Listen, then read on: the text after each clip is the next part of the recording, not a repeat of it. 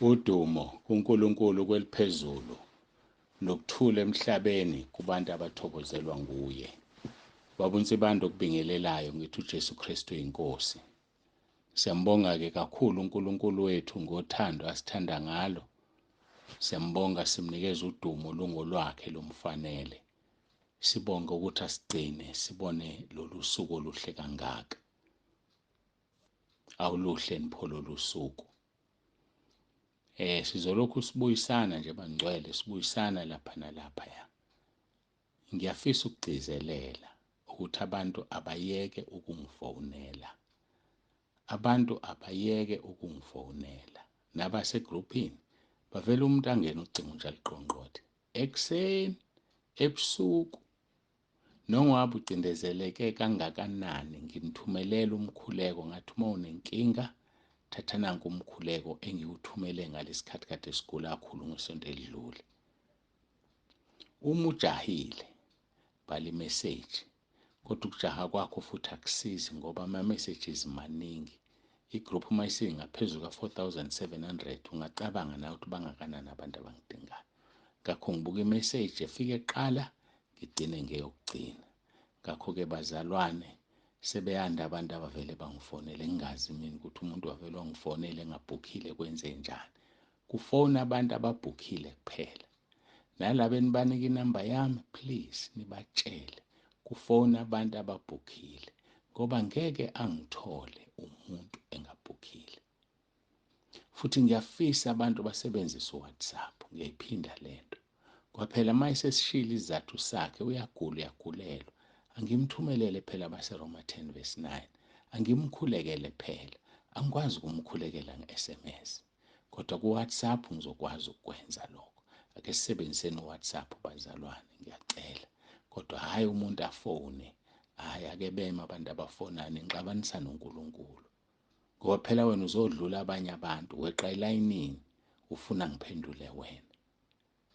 Ngiyacela ningangixabanisi noNkulunkulu. Futhi ngiyacela ningangikhonzi. Ake sikhonzeni uJesu wasifela esiphambanweni. Ake sikhonzeni uNkulunkulu, siphathe imfihlalo zikaNkulunkulu, sibe ngabakhonzi benkosi uJesu. Ngiyacela ningangikhonzi. Angilutho mina. Angilutho ngempela. Ezulwini wena ongcono kunami. Ngakho ngiyacela ningangikhonzi, ningangikhothameli. Asikhonzeni uNkulunkulu sonke. Ngiyathemba-ke sizoyizwa le ndaba. Awufundi ukutshela uNkulunkulu inkinga. Uma unento ekucindezelayo, cha ungafoni ngoba ngeke ngilibambe ucingo. Ungafoni ngoba ungixabanisa noNkulunkulu ukuthi ngeqekweqe abanye abantu kulayini. Ngiyabonga-ke. Ngiyacela siguqe sikhuleke. Babongcwele, babolungileyo, uNkulunkulu onomusa, ngiyathobeka phambi kobuso bakho. Ngiza kuwe nangalesi sikhathi. Ngiyacela uNkulunkulu wami ukuthi ube nami ungifihle. Ngiyabonga ukuthi uyangifihla namanje ungifihlile, qhubeka ungifihle. Siyabonga Nkosi kakhulu.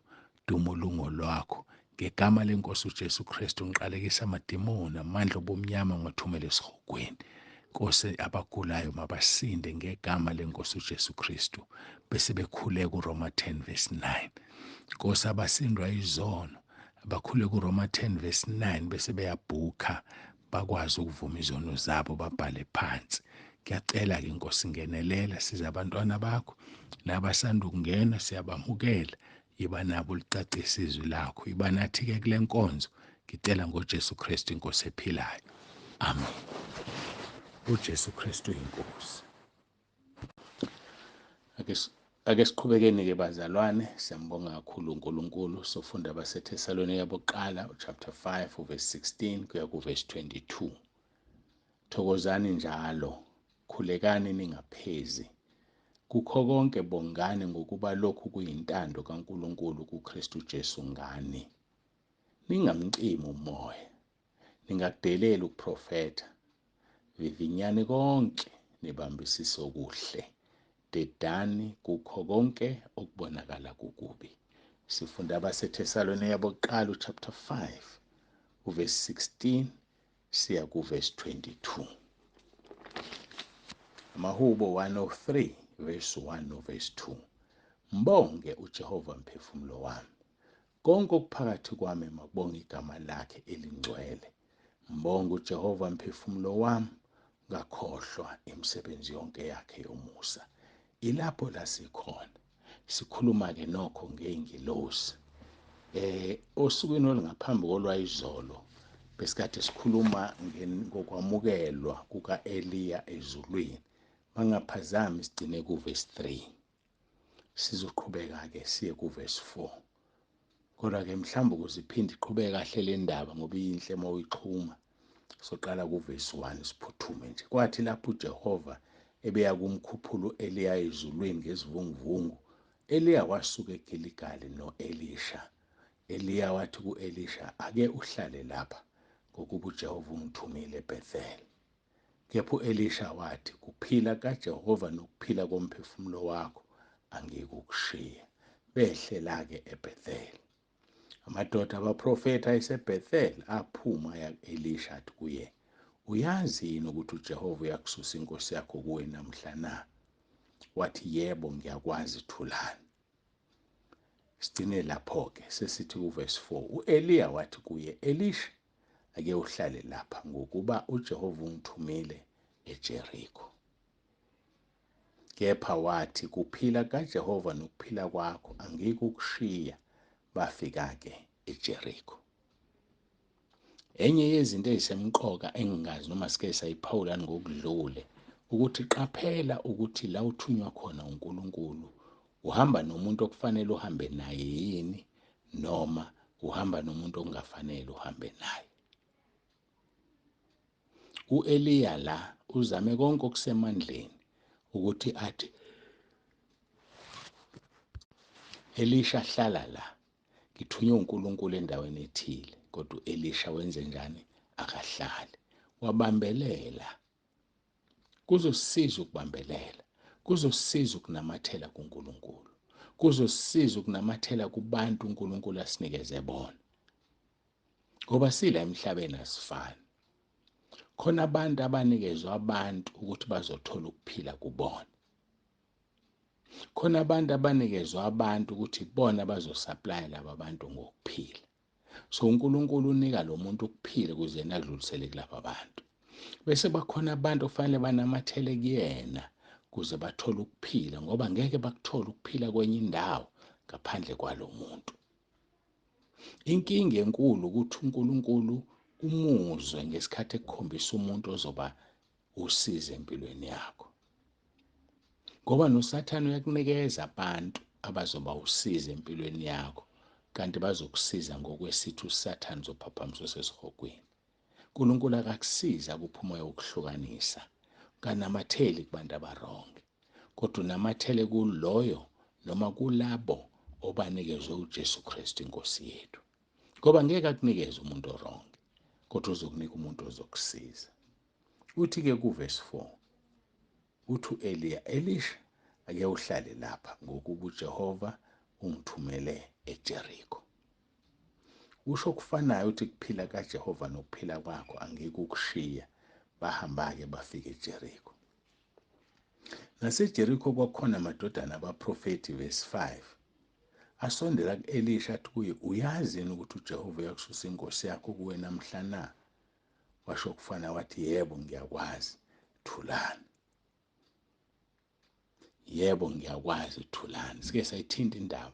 Sathi kunezinto okufanele uzikhulume, kunezinto okufanele ungazikhulumi, kunezinto okufanele ungaziphenduli, kunezinto okufanele uziphendule.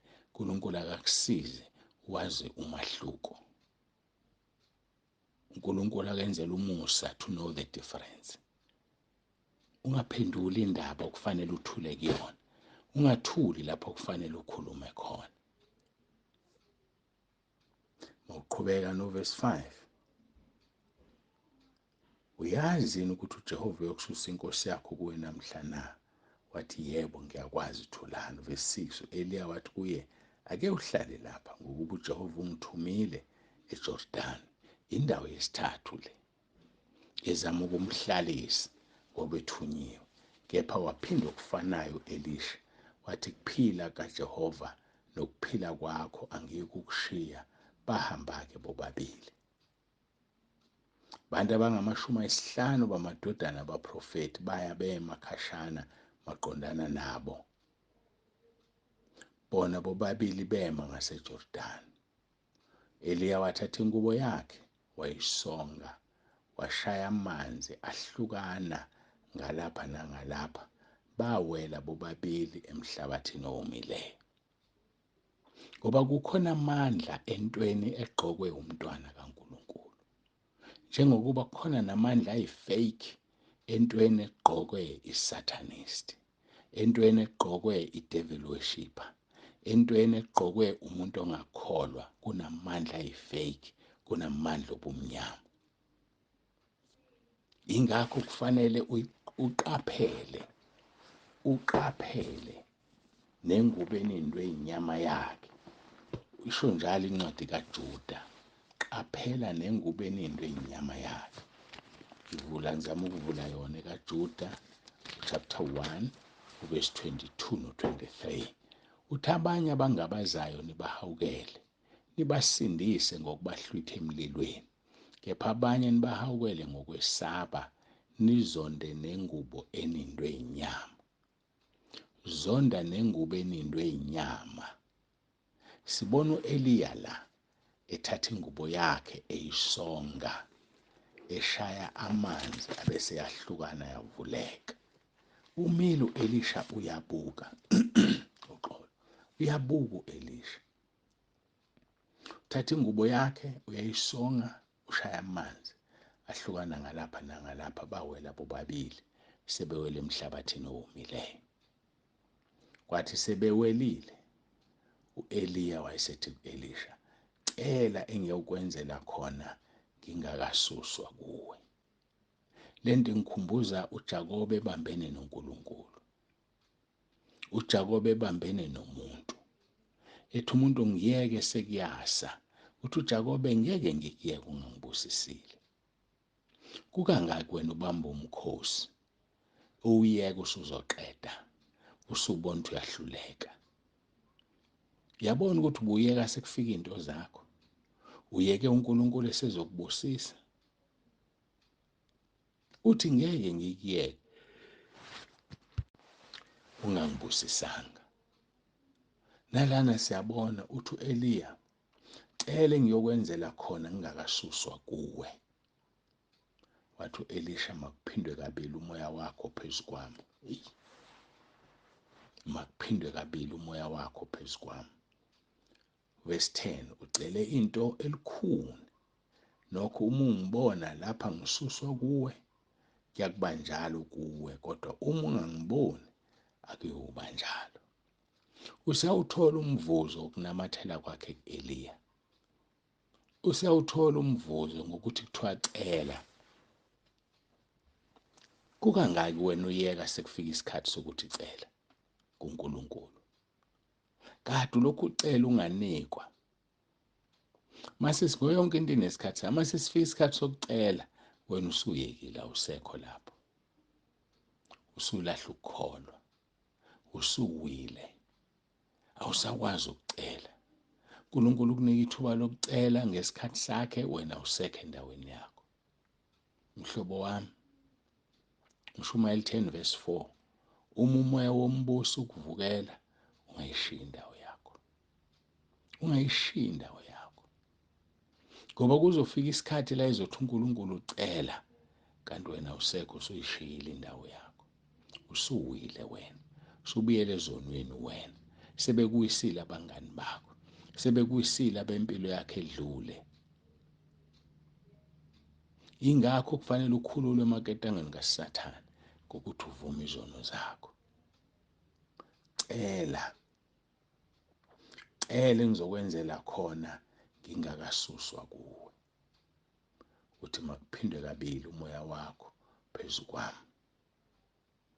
Uthi ucele into elikhulu.